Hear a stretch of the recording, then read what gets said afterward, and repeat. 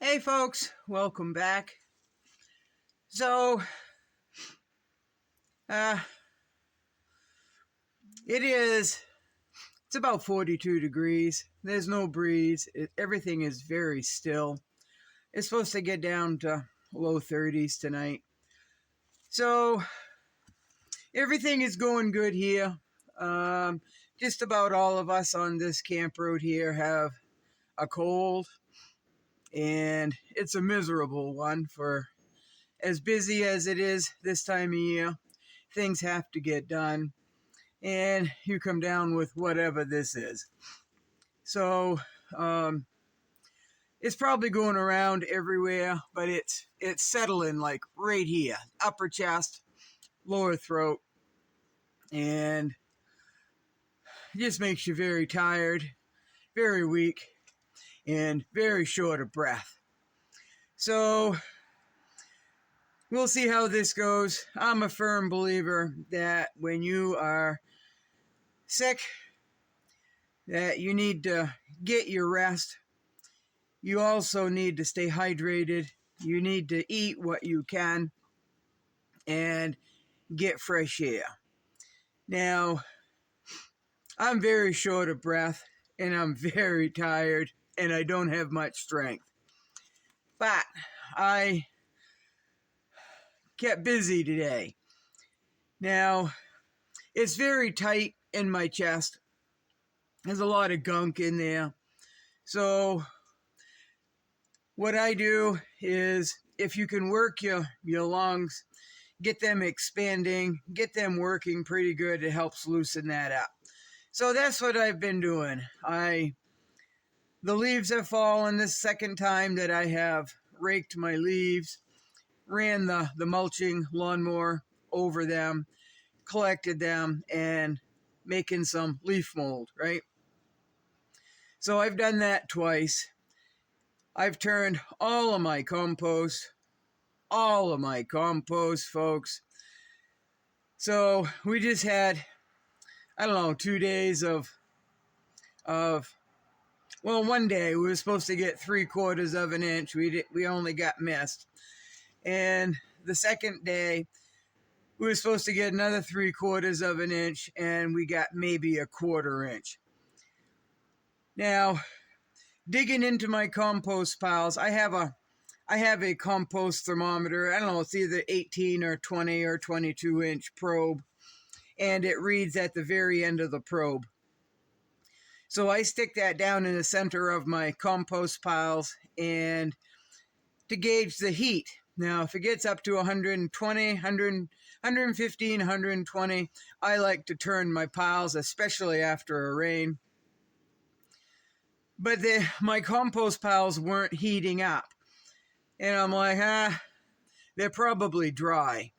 So I figured we had this rain coming, so I kind of spread them out a little bit. And periodically during the rain, the mist, I would go out and stir that to get the moisture into the compost pile, is because they were bone dry powder at about 4 inches from the surface all the way down to the bottom of the compost piles, right? So we got all this rain. I turned my compost pile. One compost pile is already up to 120 degrees, so I know it needed moisture. We are still in a major severe drought here, folks. And I watched part of Katie Kate's Homestead video today on, I haven't finished watching Katie, I will, about how she is concerned about going into winter with no water in a drought. Well, that's a big conversation up here as well, here in Maine. We're all wondering. So many people I talk to, folks, have run out of well water. So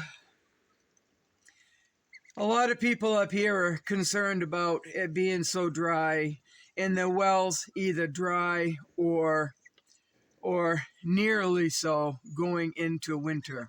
That could be pretty difficult, especially if you have animals, if you have a family, you shower, you cook big meals, right? You drink a lot of water. So this is another good reason to find a secondary water source. One of these days coming right up, I am going to venture up to Woman Off Grid with Dog, up to one of her water sources. Everything that I have read, anyone that is familiar with that spring says it's one of the best drinking springs around. The only problem is it's over an hour drive from me. There are no springs down this way. There's one spring about 10 miles, and it's a pool, and it's in the woods. And I'm like, all right, maybe I'll get my spring water there. But after talking to some of the locals, and after the hot, dry summer that we had, I learned that that was a popular cool-off spa thing. Well, I'm not going to go and collect my water in a place where people would sit or swim to cool off. Just not doing it, folks. So I am resourcing my water in a few different places. But one of those places that I would like to check is up by Carrie's. But again, that's over an hour's worth of drive. But it might be a nice drive, and just taste that famous water everybody's talking about. See how good it is. And I heard it's exceptionally good. So I dug my potatoes out of the compost pile today, and I had one Jerusalem volunteer artichoke plant that grew there. The frost hadn't hit it yet. Now the frost down in my patch, down on the lower lawn next to the bog, those got hit, but they didn't. Not all of them got the hard frost, and half of them are half dying, and what's not dying, they're thriving. So it's going to have to take another cold spell to get the rest of those, because I will not harvest those down there until the stalks are completely died back. The one over here, I had to dig my potatoes, and that was a volunteer Jerusalem artichoke plant. I got quite a few Jerusalem artichoke tubers out of that one plant. And while I was digging the potatoes, I just dug the Jerusalem artichokes. And those will go to my sister Barb, because she tried fermenting Jerusalem artichokes for the first time last year, and she really, really enjoyed them. I haven't tried them yet. She offered me to try them, and I declined because I just didn't. So I heard they're really good. Some of you on here told me that fermented Jerusalem artichokes are exceptional. So I think I might try that with the batch that is down on my lower lawn. These over here, like I said, the frost hadn't hit them. And those will go up to my sister Bob for her to do whatever she wants, probably ferment them. I'm behind on making videos. I'm behind on everything here. And like I said, it's 42 degrees, supposed to get cooler. And at least every day for part of the day, I am burning wood in my wood stove, but it's certainly not going all day. And I'm just behind on everything, folks. So I will catch up to your videos. I just also want to say, Carrie, I am so glad you got your moose.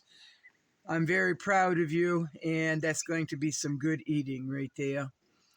So one of these days, I will do a video talking about when I went on my moose hunt, and when my twin sister went on her moose hunt. I don't know if it was the next year or 2 years after I got mine. And both of them are pretty good stories. Hers especially because we ended up being up in a blizzard. And we got a lot of snow, folks. We got a pile of snow. We didn't know if we was going to make it out. A co-worker at that time, she was up there in the same area, and she told me her story. I told her our story, and it was pretty rough, folks. It was pretty rough. So, but that's another video. I got a list of videos that I want to make, but it'll either have to be this time of night, which is way after dark, or when I get caught up here. And as you all know, I'm never caught up, so I guess you're gonna have to be looking forward to after dark videos. And most of you don't mind. Most of you don't mind at all. I've heard a few comments. Otherwise, but I can't please everyone, and you don't have to be here and you don't have to watch. That's just all I got to say about it. Until you live this lifestyle, most people cannot comprehend what it's like. You want videos, you want me to talk about a certain topic, you don't like the music, you don't like the videos, you just want me to stand here and talk. Some people want me to show and demonstrate more.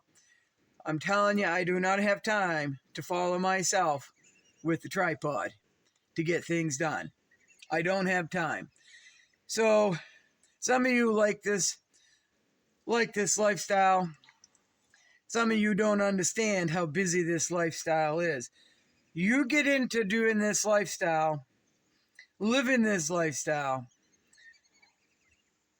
and have somebody tell you, listen, you're behind on your videos.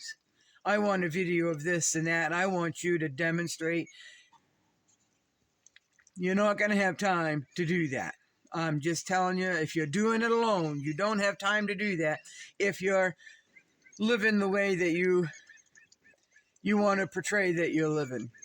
If you don't want to take my word that I'm busy, if you don't want to take my word that I've turned compost, if you don't want to take my word that I have a few gardens or my docks or whatever, that I haul my water, that I haul my wood, that I cut my wood. If you don't want to believe that because you don't see me demonstrating it, then that's on you. That's just on you. So I have no reason to fib. Usually, I'm going to understate what I do. I'm not going to exaggerate. I'm going to understate what I do here. So, you all be good. Bye-bye.